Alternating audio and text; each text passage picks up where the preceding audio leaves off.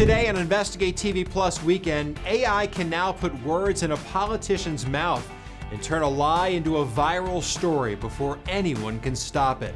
I've just been shocked that we are all sitting by like observers. And artificial intelligence isn't just rewriting politics online. It's also showing up in grocery stores through the apps and loyalty programs that promise deals and convenience. We may not see what's happening behind the scenes or under the hood when it comes to what's driving this AI and these algorithms. And with all this technology moving into daily life comes new privacy concerns about what's being collected and where it can end up. You should not assume that any of your chats with ChatGPT are actually private. Investigate TV Plus Weekend starts right now. Hello and welcome to Investigate TV Plus Weekend. I'm Lee Zur. From the president of Ukraine to current U.S. senators, deepfake copies of well-known politicians are becoming increasingly common, and there's real concern they could impact elections. So who's stepping in to police fake humans? Our Josie Sturman looks at state-by-state attempts to regulate political AI as the Trump administration calls for a rollback of what it calls cumbersome state laws.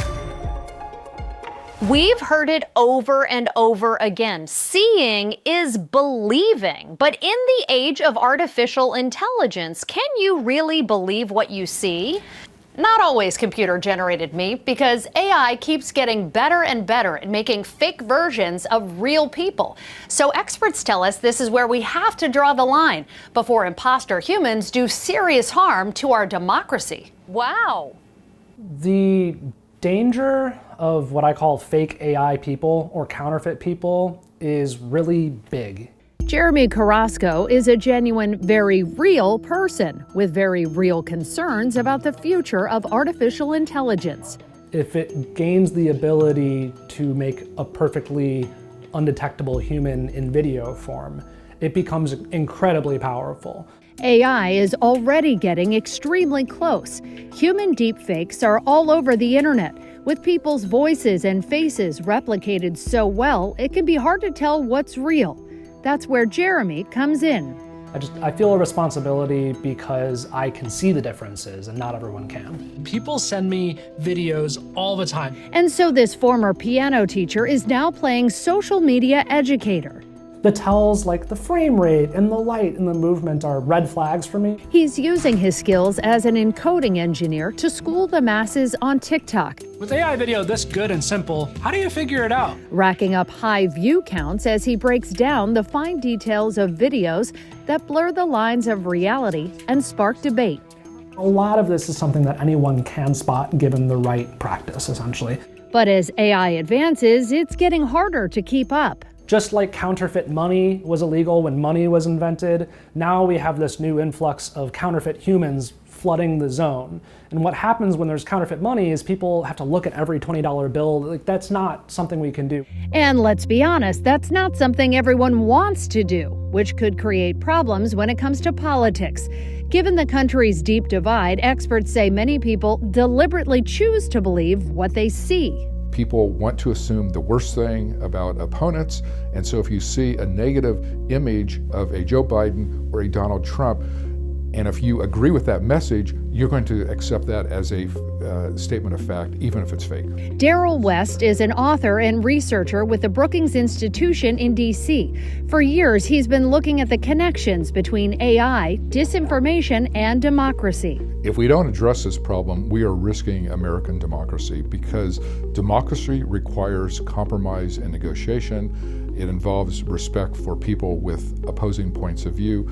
If we have manipulated images, that fuels extremism. It makes polarization worse. It makes us hate our neighbors even more than we do already. That's a basic problem. Our democracy cannot survive unless we deal with this issue. West says tech companies could deal with it by being more serious about content moderation, pulling down deepfakes, especially because of their potential impact on voters and elections. Right now, though, no one's making them. There are a number of things that policymakers could do. It's just nationally, we haven't done any of those things. Congress has not passed any significant legislation in this area. The time for talking is past. We need action. Congressional leaders have tried. U.S. Senator Amy Klobuchar, a victim of a recent deepfake with vulgar descriptions about an actress that went viral, has co-sponsored bills trying to put up guardrails that would help curb AI deception. I've just been shocked that we are all sitting by like observers. One of her proposals would require disclaimers on political ads generated with substantial help from AI to alter images, video, and audio, giving voters a reality check. When it comes to these fake political videos, the fact that we're not even passing something that says digitally altered for the ones that are constitutionally would be protected. Right now, that protection is piecemeal and largely depends on where you live. Our national investigative team looked at regulations nationwide, finding at least a dozen states have already passed AI disclosure laws related to political candidates.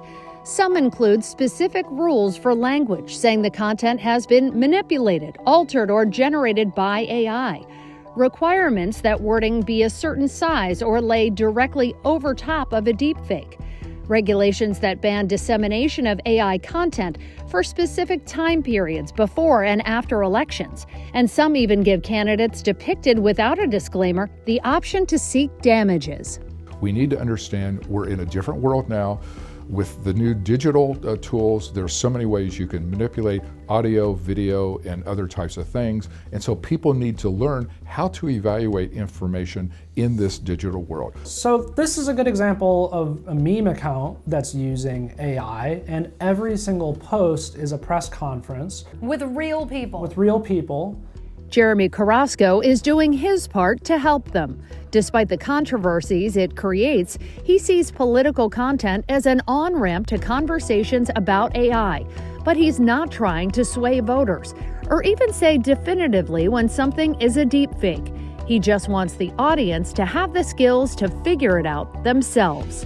Use these very viral and controversial moments as teaching opportunities rather than, passing judgment. The goal is to teach, it's to educate, it's to give people the tools they need to do it, because en masse, that's what's going to be more effective.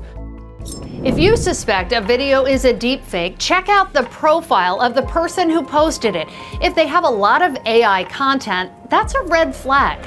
Also remember, AI content often looks too perfect, almost plastic, and may show people with misplaced features or extra digits, often with words or lip movement that doesn't match.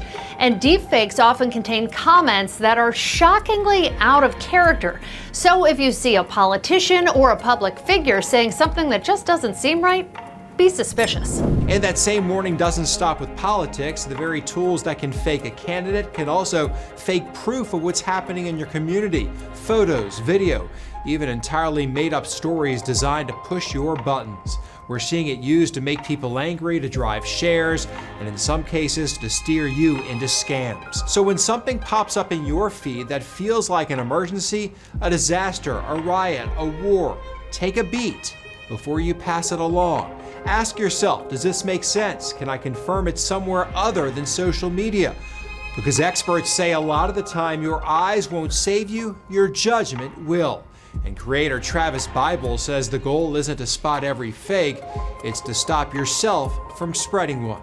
Do your best to use common sense if this would actually be happening, because the line between what's AI and what's real and how you can tell, it's getting very blurred.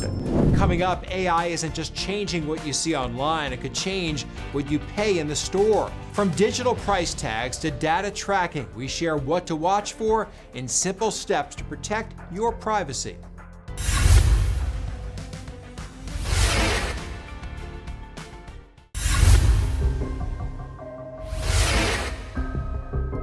Artificial intelligence is moving from your screen into the grocery aisle, powering everything from digital price tags to the apps and loyalty program stores use to track what you buy. Supporters say it can mean more convenience and better deals, but critics warn it could also open the door to more data collection and even prices that change more often than you think. Our Rachel DePompa finds out how AI is changing your shopping experience and what you can do to protect yourself.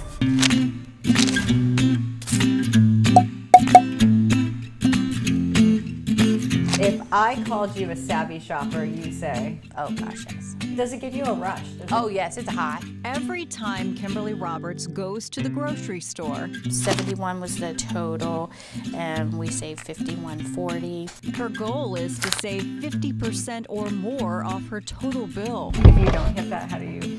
Oh, it's a quiet ride home, because I'm pouting. For Roberts, saving money, signing up for store loyalty cards, getting cash back, using grocery store apps, and tracking prices are just a way of life.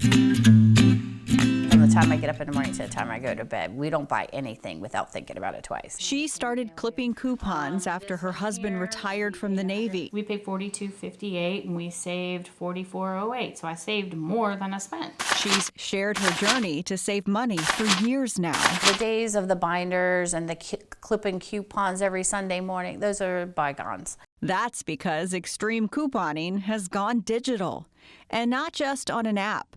Walmart announced in 2024 it's adding digital shelf labels to 2,300 stores by 2026. This is what they look like. Prices can easily be changed.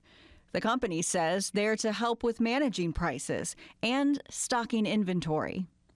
Kroger's been using the technology since 2018. It's now been expanded into 500 stores nationwide. You can also find digital shelf labels in several Amazon Fresh and Whole Foods stores. And it's that tech that could be used with all kinds of other things, like AI-driven price changes. Several lawmakers sent letters to Kroger's CEO expressing concerns digital price tags may enable Kroger and other grocery chains to transition to dynamic pricing, something Kroger has publicly denied on multiple occasions. Dynamic pricing is when the price of a product changes several times a day. Dr. Sheetal Thekti teaches business analytics at the University of Richmond. She says we're used to dynamic pricing at the gas pump. The price of gas changes maybe multiple times a day, and we've become accustomed to it. I think many of us are less accustomed to that happening in a grocery store, seeing the price of milk change multiple times a day. In her letter to Kroger, Representative Rashida Tlaib expressed concerns these tools will be abused in the pursuit of profit, surging prices on essential goods in areas with fewer and fewer grocery stores. She's talking about surveillance pricing, where companies use their AI technology in combination with facial recognition, changing prices based on data they've collected about you, the shopper. The worry is, for instance, if you buy a lot of the same cereal every week, the store would know and would secretly increase the price just for you to make a bigger profit.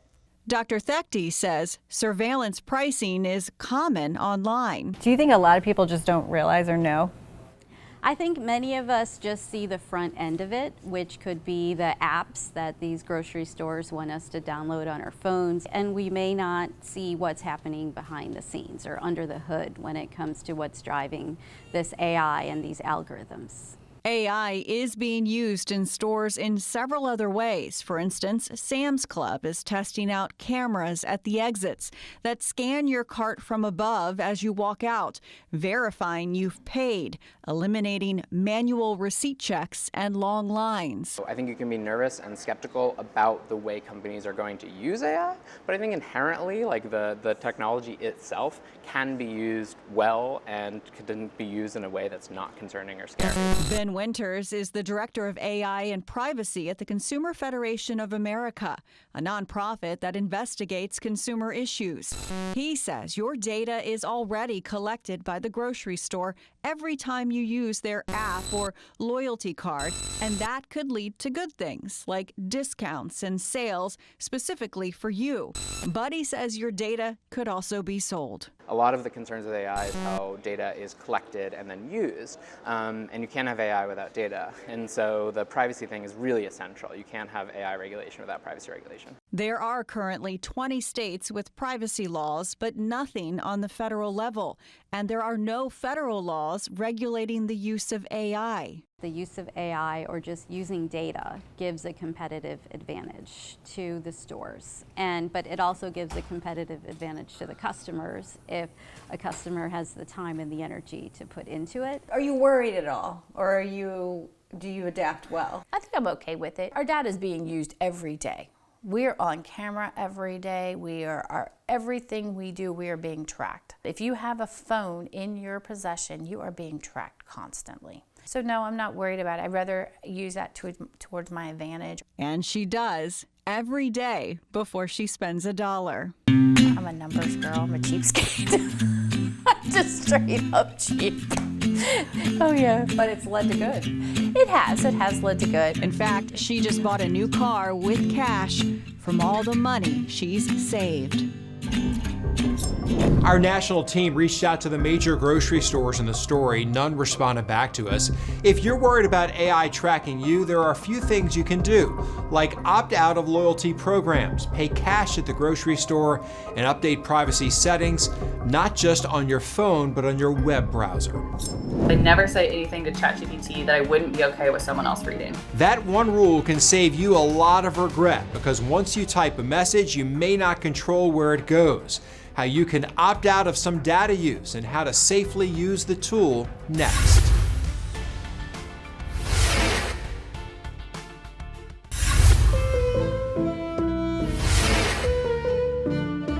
ChatGPT, the chatbot created by OpenAI, has quickly become part of daily life for millions of people. But privacy experts warn if you use it like a diary or drop in personal details, you could be handing over more information than you realize. Our Carice Jackman breaks down simple do's and don'ts to use ChatGPT more safely, and what you should never type in. ChatGPT has seen explosive growth in recent years. ChatGPT is actually the fastest adopted consumer technology in history so far. Millions of people jumped on it right away. The program is a type of artificial intelligence called large language model. You type in a question or a prompt, and it responds almost instantly. It was one that really broke the dam and got generative AI and chatbots on the minds of the American public. R.J. Cross, Online Life Program Director at the U.S. Public Interest Research Group, or PIRG, says ChatGPT is here to stay, but it also comes with significant privacy concerns. Has that been something that people have brought up, and what should people know? Privacy is a huge question with any of the chatbot services, and ChatGPT in particular right now. You should not assume that any of your chats with ChatGPT are actually private. That in particular with OpenAI is because there's an ongoing court case with a legal order that has said that OpenAI needs to retain chat logs indefinitely because deleting them could be deleting evidence. So right now, anything you say to ChatGPT is likely being stored on OpenAI servers indefinitely, even if you request it be deleted. Her advice for ChatGPT users? My personal rule for myself is I never say anything to ChatGPT that I wouldn't be okay with someone else reading. She also recommends never providing any sensitive information. OpenAI does not have to follow HIPAA. No tech company has to follow HIPAA. Your health data is only protected by HIPAA when it's in the hands of a doctor's office, a hospital system, or an insurance company. Anything you say to ChatGPT, or in fact your Fitbit or your diet tracking app, no tech company has to follow HIPAA. For consumers worried about their data, PIRG has a privacy tips guide, including how to opt out of having your chats used in training. And for those who want to use it for research, Cross says to do so with caution. ChatGPT cannot tell a difference between a fact and a lie. Again, it's identified patterns in speech, but it cannot nail facts. And so this is something that I don't see ever going away. We reached out to OpenAI about privacy tools. The company's temporary chats feature says it deletes data within 30 days, but privacy experts note chat content can still be subject to legal requests, and users should be careful about what they share. After the break, it's the next evolution of a panic scam, and this time the voice may sound exactly like your loved one. Why experts say a 10-second pause and one verifying call can save you thousands.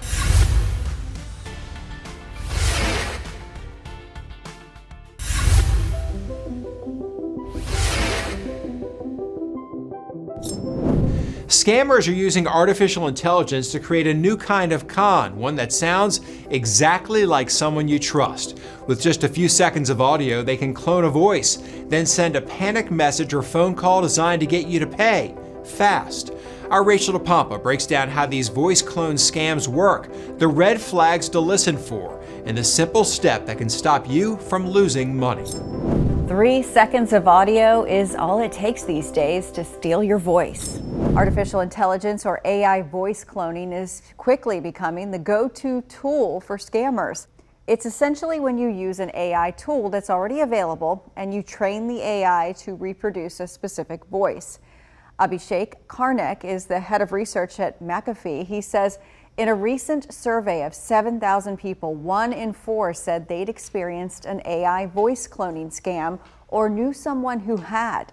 He says what's called the "Hey Mom" scam is pretty popular right now. They make you think you're talking to your child or grandchild. Where you try to scare somebody into believing that their child has been in an accident or has been kidnapped or they've lost their wallet, for example. So what they do is they regenerate a voice, they play it back to you in the voice of your child or your loved one, and then ask for money. Another popular use is the IRS scam, where they fake someone with an American accent and the voice cloning, and they try to make you think you owe money. He says there are telltale signs to watch out for so you know you're encountering an AI voice scam. Getting you in a situation of urgency, anxiety, despair, concern. Now, typically, what would happen is that you react to such situations and you're quick on your wallet, pulling it out, paying the person the money that they're asking for. But the recommendation here, of course, is that, take some time to rationalize the situation. He says try to call back the person you think you're talking to on a number you trust before paying any money. You could also create a family code word in a troubling situation. If you say this, I know it's you. He says if you end up in a situation like this, report it to police and the Federal Trade Commission so you can help others learn about a scam going around. To lower your risk, keep your voice samples short online. Long voice notes and long videos can give scammers more to work with. Also, ask your wireless carrier about adding a security PIN and port out or number transfer locks to your account to help prevent someone from taking over your phone number. And if you get targeted, save the audio and file a report with the FBI's IC3 website. And that's it for us. Thanks for joining us here on Investigate TV Plus Weekend. You can watch Investigate TV Plus anytime online. Just subscribe to our YouTube channel at Investigate TV. You can catch stories and full episodes.